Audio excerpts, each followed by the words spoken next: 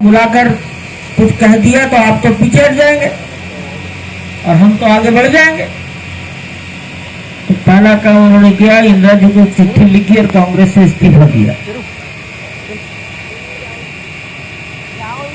तब ये विचार हुआ कि ये जो आपका कहना है ये हमसे हल नहीं होगा, साधुओं से हल होगा। साधुओं को अपनी बात समझाओ। तो दिल्ली में देश भर के कोई लगभग 600 साधुओं को इकट्ठा किया गया, बड़े बड़े आचार्यों को। विज्ञान भवन, सरकार का भवन किराए पर लिया गया। 7 अप्रैल 8 अप्रैल 1984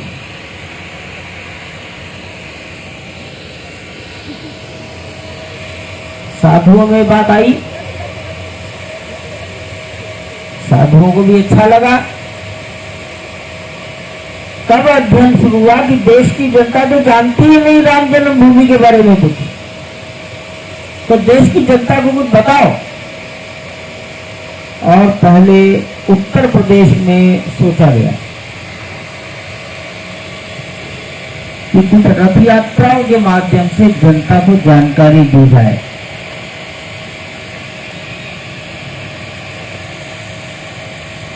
काम प्रारंभ हुआ। योगा योग ऐसा रहा, 24-25 दिन बाद ही किसी ने इंदिरा जी को गोली मार दी। राष्ट्रीय शोक आ गया। तो विश्व हिंदू परिषद के नेतृत्व ने विचार किया, हम भी यात्राएं बंद कर दें, हम इस शोक का हिस्सा हैं। 1 साल के राष्ट्रीय शोक के बाद फिर करो, आगे बढ़ो। और इस प्रकार देश को ये बताना कि अयोध्या में एक स्थान है जो हिंदू समाज का है, वहाँ कभी भगवान की जन्मभूमि पर एक मंदिर हुआ करता था। आज नहीं है, आज एक ऐसा ढांचा है जिसे लोग मस्जिद बोलते हैं। उस स्थान को प्राप्त करके मंदिर बनाना है। वहाँ ताले डाल दिए गए थे, ताले खुलवाने। जन जागरण चला, 2-4 लोग मुख्यमंत्री को मिले। मुख्यमंत्री थे वीर बहादुर सिंह, और यही कहा कि ताले गलत हैं, आप खुलवाइए, नहीं तो हम तोड़ देंगे। आप सोच लीजिए किस कानून में हमको बंद करेंगे आप। कुल मिलाकर ताले खुल गए, अदालत के फैसले से खुले। ये वर्ष है 1986।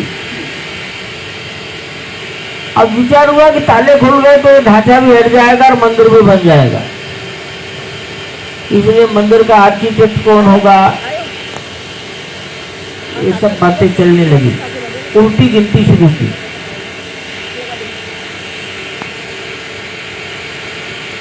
अयोध्या में मंदिर के निर्माण कार्य को प्रारंभ किया गया 1991। और समाज में जागरण किया गया कि ढांचा जो खड़ा है बाबरी मस्जिद के नाम से, इसको हटाओ। सरकारों को कहा गया कि हम हटा देंगे, तोड़ेंगे नहीं, जो कहते उठाकर शिफ्ट कर देंगे। यूनिवर्सिटी इलाहाबाद रूटी यूनिवर्सिटी के प्रोफेसर थे, वो कहने लगे 10-20 लाख रुपए का खर्चा है, जो कहते उठ कर चला जाएगा। प्रधानमंत्री थे राजीव गांधी जी, वो बात बनी नहीं। 1990 में वहां गोलीकांड हो गया, आपने भी सुना होगा, परिंदा पर नहीं मार सकता। परिंदा वरिंदा तो क्या मारेगा, पर लोगों ने चढ़कर झंडा गाड़ दिया।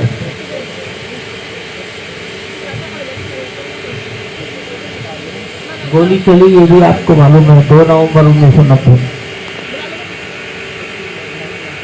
मैंने कहा जिसकी आयु पूरी हो गई थी उनका बलिदान हो गया।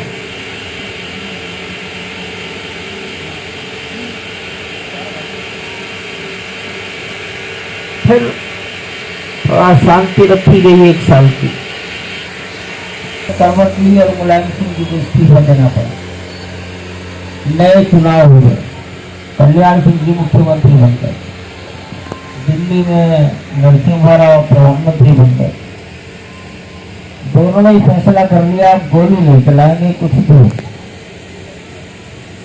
और उसका परिणाम है कि लाखों लोग ध्वनि इकट्ठे हो गए 6 दिसंबर को, और वो ढाका समाप्त हो गया, 5 घंटे में समाप्त हो गया। कितना सामान निकला मंदिर का दीवारों में से, आप जब देखेंगे तो आपको आश्चर्य होगा। अभी वो कोई जनता देख नहीं पाती इसको, अभी वो तालों में बंद रखा है। जब ढांचा गिर गया तब सरकारों को भी चिंता हुई है। ये हुआ के कार्यकर्ता जानते हैं, संघ में एक संघ के अधिकारी थे बाला साहब देवरस, वो राष्ट्रीय स्वयंसेवक संघ के सरसंघ चालक थे। उन्होंने 1990 में देश भर के कार्यकर्ताओं को ऐसे ही बैठाया और कहा, बोलो क्या चाहते हो, इस देश के कलंक को हटाना चाहते हो या कुछ मन ऐसा ऐसा करता है। अगर हटाना चाहते हो तो 20-30 साल मेहनत और करनी पड़ेगी। ये 1990 की घटना है। 20-30 साल मेहनत और करनी पड़ेगी। और अशोक जी को बुलाकर कहा, लड़ाई लड़ते रहो लेकिन अदालत पर ध्यान दो। कैसा दूरदृष्टा था। या भगवान ने उनको कोई स्वप्न में कहा था 20-30 साल लड़ना पड़ेगा, काम करना पड़ेगा। और अशोक सिंघल को कहा, लड़ाई लड़ो लेकिन अदालत की ओर भी ध्यान दो। सबने कहा लड़ेंगे, और इसलिए जनजागरण को अपने हाथ में ले लिया संघ ने। उसका परिणाम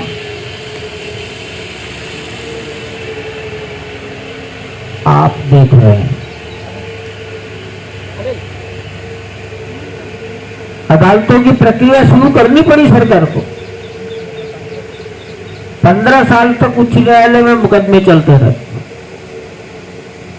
15 दिन में एक दिन तारीख नहीं, प्रतिदिन प्रतिदिन प्रतिदिन 4.5 घंटे प्रतिदिन, 4.5 घंटे प्रतिदिन, 15 वर्ष। अब कोई जज 15 साल रहता ही नहीं। 13 बार किसी न किसी जज का रिटायरमेंट हो गया तो बार बार बेंच बदली। 13 बार, 15 साल और 13 बार। बात कहां अटकती थी, ये कैसे पता लगे कि 450 साल पहले इस स्थान पर भी कोई मंदिर था। कौन बताएगा, जहां मैं बैठा हूं वहां कभी 1000 साल पहले कोई था कि नहीं था। तो वैज्ञानिकों ने कहा कि अगर यहां कुछ होगा तो उसका थोड़ा बहुत जमीन के नीचे पड़ा मिलेगा। कैसे पता लगाए? तो राडार तरंगों से फोटोग्राफी होती है। हिंदुस्तान में राडार तरंगों से फोटोग्राफी करने वाला एक भी विशेषज्ञ सामने नहीं आया। IIT दिल्ली, IIT रुड़की, सब ने कहा हमारे पास कोई इसकी विशेषज्ञता नहीं है। विद्या है, हम पढ़ाते हैं, परंतु मशीन नहीं है, काम करने का अनुभव नहीं है। कनाडा से आए, उन्होंने फोटोग्राफी की और तब कहा कि नहीं, जमीन के नीचे दूर दूर तक एक बिल्डिंग आज भी मौजूद है, तो दिख रही है। अब इसको देखो, मशीन वाले को दिख रही है, हमें भी दिखनी चाहिए। तब ये पुरातत्व विभाग को कहा गया, निकालो। 6 महीने तक मट्टी हटाने का काम चला, जिसको आप लोग खुदाई कहते हैं। वास्तव में खुदाई शब्द गलत है उसके लिए। तो मट्टी हटाई जाती है धीरे धीरे, कोई चीज टूट ना जाए। उत्खनन का खुदाई नहीं बनता, लेकिन हाँ किया गया और सब दिख गया, कोर्ट के सामने आ गया कि यहाँ कोई ना कोई बिल्डिंग थी और वो बिल्डिंग हिंदू स्ट्रक्चर था और कोई स्ट्रक्चर नहीं था। तो बाला साहब ने कहा 20-30 साल। 2010 में हाई कोर्ट ने ठीक 20 साल बाद ये कहा हाँ मंदिर तो वहां कोई था, तो इस वो जो थोड़ी बहुत कमी छोड़ी थी, उस कमी से कोई सहमत नहीं था, मुस्लिम समाज भी और हम तो थे ही नहीं। तो उसका क्या करें, अपील, सुप्रीम कोर्ट में अपील चली गई। कोई आगे ही नहीं बढ़ता था, न यूपी गवर्नमेंट, सेंट्रल गवर्नमेंट का डायरेक्ट कोई संबंध नहीं था। यूपी गवर्नमेंट संकोच में रहती थी, जानबूझकर पीछे हटती थी, ये तो परमात्मा जाने, आगे नहीं बढ़ते थे। तब तक किसी ने कहा कि कुछ वार्तालाप से मामला हल हो जाए तो कर लो। हम कहा करते थे वार्तालाप से हल होता तो 450 साल तक क्यों चलता। लेकिन अब सुप्रीम कोर्ट में अगर विचार आ गया है तो उसको मानना चाहिए। और सुप्रीम कोर्ट ने ही 3 लोगों की एक कमेटी बना दी, एक मुसलमान, एक हिंदू, एक साधु, साधु भी हिंदू, और तीनों ही, 2 तमिलनाडु के, एक कर्नाटक के, Shri Shri Ravishankar art of living. 4.5 साल तक 7 बार बैठे, सवेरे बैठते थे, शाम तक कभी इनसे बातचीत, कभी इनसे बातचीत, कभी इनसे बातचीत। 4.5 महीने बाद उनको भी लगा कि मामला बातचीत से हल नहीं होगा। सुप्रीम कोर्ट को लिख दिया, हमने ये तथ्य इकट्ठे किए हैं, बातचीत से तो हल नहीं होगा। सुप्रीम कोर्ट को उन्होंने अपनी रिपोर्ट दी 1 अगस्त 2019 को, लगभग 4.5 महीने बाद। कोर्ट ने अगले दिन कहा 6 अगस्त से सुनवाई शुरू करेंगे। 40 दिन 5 न्यायाधीशों ने दूसरा कोई काम नहीं किया। 10 बजे, 10:15 बजे, 10:30 बजे बैठने के बाद 1 घंटे लंच ब्रेक और फिर शाम को आखिर के 15-16 दिन उन्होंने कहा कि कोर्ट 4 बजे नहीं 5 बजे तक चलेगी। 40 दिन में लगभग 170-172 घंटे सुनते रहे, दूसरा कोई काम ही नहीं किया। और अचानक एक दिन शाम को 16 अक्टूबर 2019 को कहा यही रुक जाइए, हमारी बात पूरी हो गई है, आपकी बात हमने सुन ली, हमें फैसला लिखने दो। अचानक आप लोगों की बातें सुन ली। आप जानते होंगे हमारी ओर से बाद में 93 साल के केशव पाराशरन, चेन्नई के, कोयम्बटूर के वैद्यनाथन, आंध्रा के नरसिम्हा और एक पटना, ऐसे 4 लोग बोले।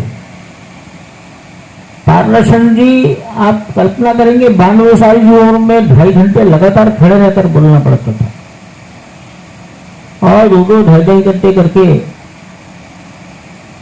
लगभग 16 से 17 घंटे बोले। एक राउंड का मतलब होता है 2 से 2.5 घंटे खड़े रहना। तो उनको कहा जाता था आप बैठ जाइए, हम सबके बुजुर्ग हैं। जजेस कहते थे आप तो हमसे भी बुजुर्ग हैं, आपके लड़के हमारे साथ काम किए। वो कहते थे नहीं नहीं, मैंने तो अपराधियों का मुकदमा खड़े रहकर लड़ा है, ये तो मेरा आराध्य का है। एक वकील कहते थे मैं तो इनकी रोज पूजा करता हूं, तो जूते पहनकर कैसे करूंगा, तो जूते निकालकर नंगे पैर बहस करते थे। सब बुजुर्ग लोग थे, और उसका फैसला भी आपके सामने आ गया। अदालत ने सबको संतुष्ट कर दिया। मुसलमानों का भी तुम्हें भी जमीन दे देते हैं कहीं दूर, झगड़ा ना हो, पैसा किसी को नहीं। और सरकार को कहा कि दोनों स्थानों का एडमिनिस्ट्रेशन ये तय करने के लिए ट्रस्ट आप बनाइए। जो ट्रस्ट आपस में लड़ रहे थे उनको हटा दीजिए, सबको मान्य हो गया। इसलिए राम जन्मभूमि तीर्थ क्षेत्र इस नाम से एक ट्रस्ट भारत सरकार के गृह मंत्रालय ने बनाया, और बनाने वाला आदमी भी आगरे का है। IAS अफसर है। अभी रिटायर हो जाएगा 6-8 महीने में।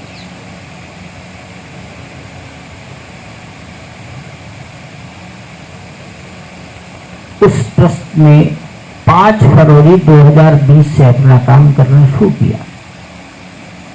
उसमें एक पद है निर्माण समिति अध्यक्ष। वो एक आईएएस अफसर बनाए गए जो कभी मोदी जी के प्रमुख सचिव रहे थे।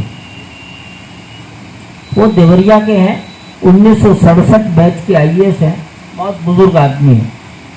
कल्याण सिंह के भी सचिव रहे, राजनाथ सिंह के साथ भी रहे, बाद में मोदी जी के साथ 6 साल रहे। और इस प्रकार ये कार्य शुरू हो गया। मंदिर कौन बनाए? तो हमारी ओर से कहा गया कि अशोक सिंघल लार्सन टुब्रो को कहा करते थे। लार्सन टुब्रो देश की बड़ी ख्याति नाम संस्था है, उसने काम स्वीकार कर लिया। वहां पर भी समस्याएं थी, ऐसा काम करें कि ना करें, विवादित मंदिर है। ट्रस्टियों ने कहा करेंगे, उन्हीं के लोगों ने कहा करेंगे, जरूर करेंगे। इनका कोई सहयोगी चाहिए, सलाहकार चाहिए, इतना बड़ा काम है। तो ये हुआ, ऐसी ही संस्था है टाटा, तो टाटा ने भी स्वीकार किया। इस प्रकार दोनों ने मिलकर उस कार्य को प्रारंभ किया है। मंदिर की वास्तु रचना आर्किटेक्ट एक चंद्रकांत भाई सोमपुरा है, अहमदाबाद के। इनका परिचय अशोक जी से 1985-86 में बिरला ने कराया था कि आपका मंदिर ये व्यक्ति बना सकता है। उनकी 13-14 पीढ़ियों की घर की परंपरा ही मंदिर परंपरा है। दूसरा कोई पेशा घर में किसी बालक ने किया ही नहीं।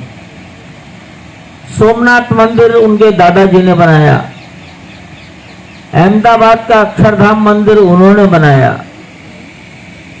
आबू रोड और गुजरात की सीमा का अंबाजी मंदिर उनकी कृति, देश के सैकड़ों मंदिरों की रचना उनकी कृति है।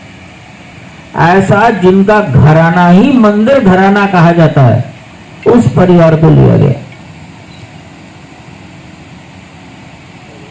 ये मंदिर पत्थरों का है। अब बिल्डिंग में ईंट लगती है, मोरंग लगता है, सीमेंट लगती है, गिट्टी लगती है, लोहा लगता है। यहाँ इन सब की कोई जरूरत ही नहीं है। लोहा कुछ है ही नहीं, 1 ग्राम भी नहीं है। मंदिर में मोरंग 1 मुट्ठी भी नहीं है।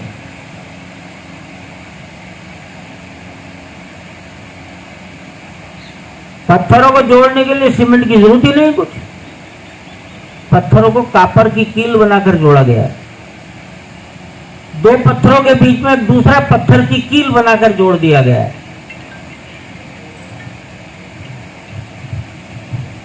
पत्थरों को पत्थरों से, कापर की कीलों से, कापर की पत्तियों से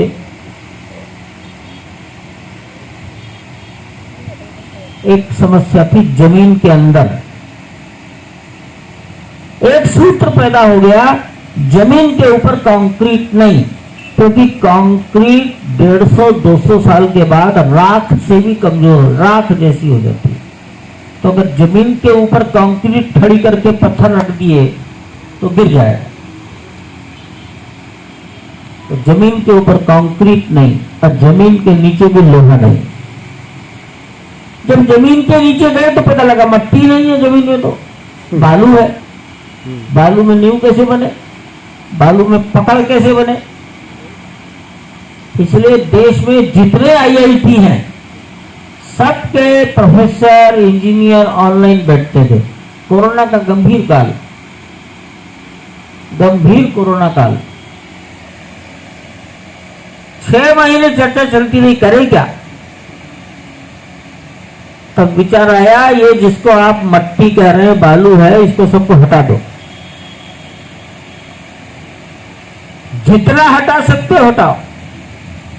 मंदिर जितने इलाके में बनेगा उससे दुगने इलाके में हटाओ।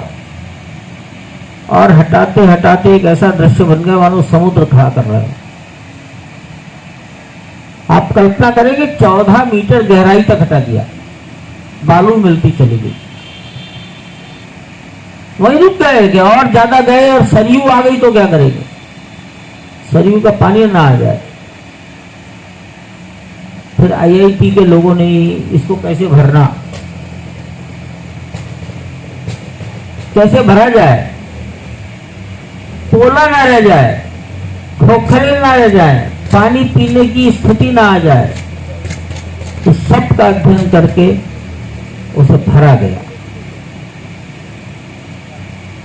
भरने के बाद कहा गया इसको हमने धरती को, जिसमें मट्टी रहती है, इसमें हमने मजबूती प्रदान की है और इस धरती के अंदर एक ऐसी चट्टान डाली है जो जितना समय बीतता जाएगा उतनी मजबूत होती चली जाएगी। एक कृत्रिम चट्टान का निर्माण 14 मीटर मोटी जमीन के नीचे की गई। मट्टी के ऊपर भवन खड़ा रहता है या चट्टान के ऊपर खड़ा रहेगा? नींव का कुछ काम पूरा हुआ। इस चट्टान में भी सीमेंट नहीं डाला गया और तमाम प्रकार की चीजें डाली गई। फिर जितने हिस्से में मंदिर बनना था वहां एक और ज्यादा ताकतवर 1.5 मीटर 5 फीट मोटी एक और रचना निर्माण की गई। इसमें भी कोई लोहा नहीं, ईंट नहीं, ये सब होने के बाद कहा गया अब हम कह सकते हैं कि हमने नींव बना दी। 18 महीने से भी ज्यादा लग गया इस काम में। 18 महीने से भी अधिक लग गया। अगली बात थी इसका फर्श कितना ऊंचा। मंदिर जमीन पर ही बना दे क्या? शोभा कब देता है? थोड़ा जमीन से ऊंचा बनाया जाए, सड़क से ऊंचा बनाया जाए। आप लोग भी, हम लोग मकान बनाते हैं थोड़ा ऊंचा बनाते हैं। यहां बताया लगा कि हमको कम से कम 21 फीट ऊंचा बनाना है। इतना ऊंचा बनाएंगे तो दूर से दिखाई देगा। ये ऊंचाई कैसे करें? जमीन के ऊपर कंक्रीट नहीं, लोहा कहीं नहीं, खंबे खड़े नहीं हो सकते, पत्थर। अब ये पत्थर की, ये पत्थर की, वो पत्थर की, धौलपुर का पत्थर, ये मिर्जापुर का पत्थर, तो इसकी क्या खास बात है, इसमें क्या खास बात है? तो सब में एक कमी निकली कि जितना पत्थर बालू वाला पत्थर कहलाता है, ये पानी पीता है, ये नमी सोखता है। अगर पत्थर जमीन की नमी सोखेगा, जमीन के संपर्क में रहेगा, वर्षा का पानी सोखेगा,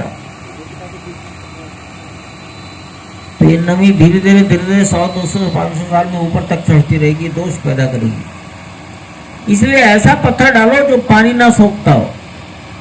तब पता लगा तेलंगाना, कर्नाटक का ग्रेनाइट काम आएगा।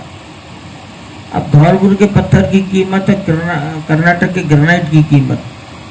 धौलपुर से अयोध्या की दूरी, वहां की ढुलाई, और कर्नाटक से अयोध्या की दूरी और वहां की ढुलाई 4, 4.5 गुना अधिक कीमत लगी। किया गया। हमारा विचार है मंदिर 1000 साल तक उसको कुछ नहीं होना चाहिए। अब कुछ नहीं होगा तो भूकंप वालों से पूछा गया, भूकंप का अध्ययन करो। नेपाल में कितनी डिग्री का भूकंप आया है, अयोध्या में कब भूकंप आया, कब से नहीं आया, आया तो कितना आया, सारे गणित करके रुड़की विश्वविद्यालय ने भूकंप पर अपनी रिपोर्ट दी कि इसको ऐसा और करो, ऐसा और करो। किया गया। मंदिर नदी के किनारे है, कभी नदी की बाढ़ आई नहीं है, वहां आ गई तो नदी ने रास्ता बदल दिया तो अभी तो का उत्तर किसी पर नहीं। तो इससे सावधानी रखी गई। जमीन के नीचे एक दीवार डाली गई, जो जमीन के नीचे दीवार 40 फीट चौड़ी थी। पानी आ गया, बाढ़ आ गई तो 40 फीट को कौन बहाएगा? 1-8 फीट की दीवार होगी तो बह जाएगी। जैसे डैम बनते हैं वैसा बनाएगा। इसलिए पानी के आक्रमण से रक्षा,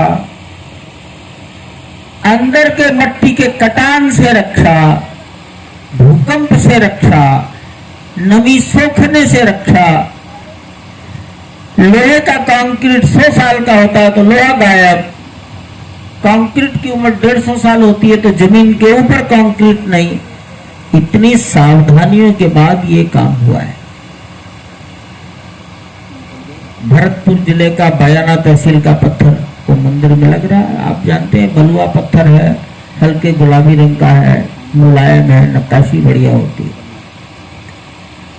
गर्भगृह में मार्बल लग रहा है, मकराना का है, बहुत ही सुंदर उत्तम क्वालिटी का है।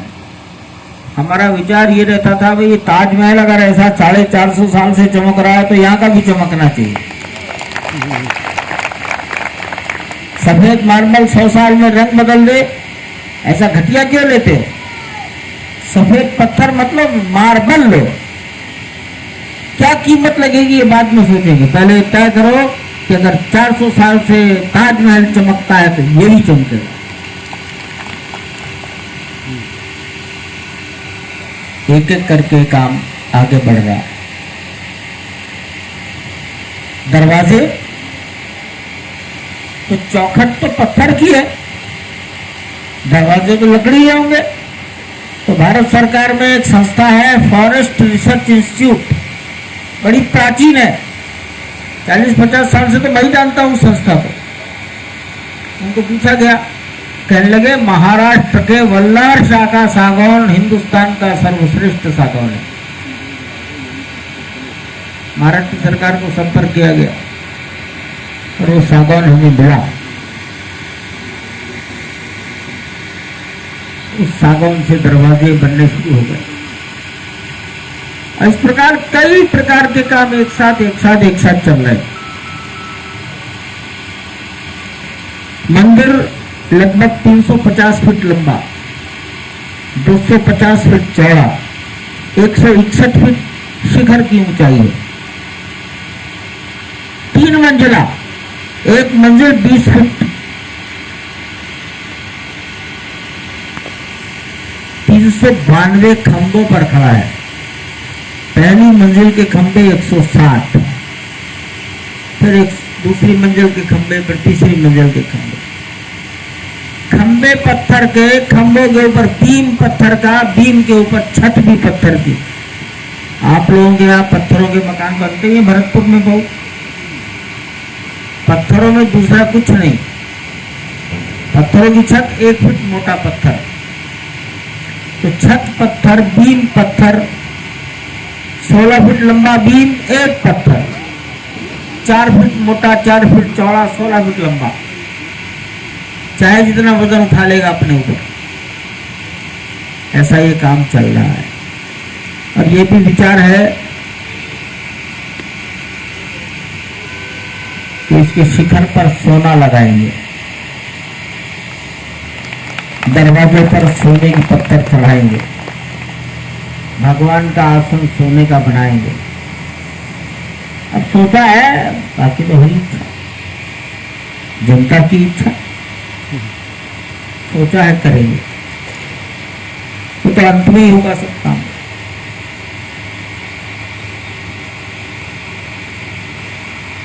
मंदिर में प्रतिमा, भगवान के बालक रूप की प्रतिमा बनाई जाएगी। राम लला, चाइल्ड राम। तो कल्पना यह की गई है 5 वर्ष की आयु का बालक, भगवान का अवतार, राजा का पुत्र। अब राजा का पुत्र कैसा रहता है, भगवान का चेहरा कैसा होगा, बालक का चेहरा कैसा होना चाहिए, आंखें कैसी होनी चाहिए, हाथ पैर कैसे होने चाहिए, बालक, ऊंचाई कितनी होनी चाहिए, ये सब अध्ययन करके निर्णय हुआ है। और मूर्तियां बननी शुरू हो गई हैं। 3 लोग बना रहे हैं अलग अलग पत्थरों पर। भगवान पता नहीं किसका हाथ स्वीकार करेंगे, हमें नहीं मालूम भगवान किसका हाथ स्वीकार करेंगे। 2 कारीगर कर्नाटक के हैं, एक जयपुर के हैं। जयपुर वाले मकराना के भाई क्या लगा, जो आयोजन करेगा